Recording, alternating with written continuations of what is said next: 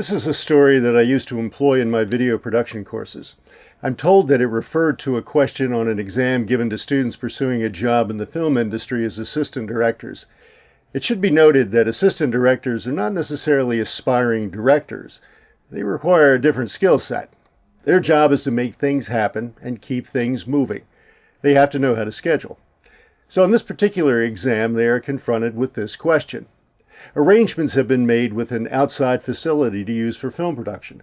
Contracts have been signed and rights have been granted to use this location on a particular date with access at 5 a.m. That start time is needed for first crew to load in. Upon arrival on that day, they discover the gate is locked and no one is around to grant access. The question for those aspiring assistant directors is, what do you do? Now, some students write, well, phone the manager.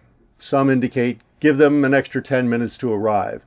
Some suggest to start setting up outside of the gate then for a quick load in when they do arrive. The workable answer is, cut the lock.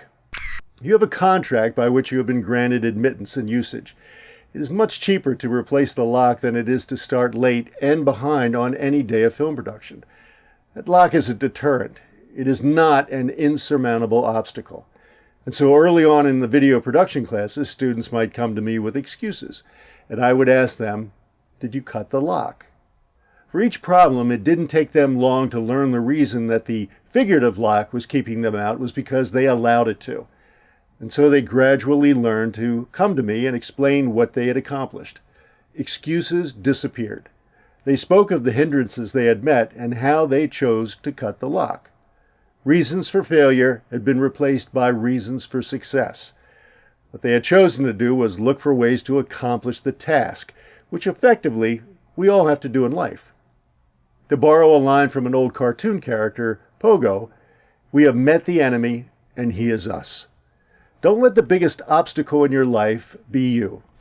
Cut the lock.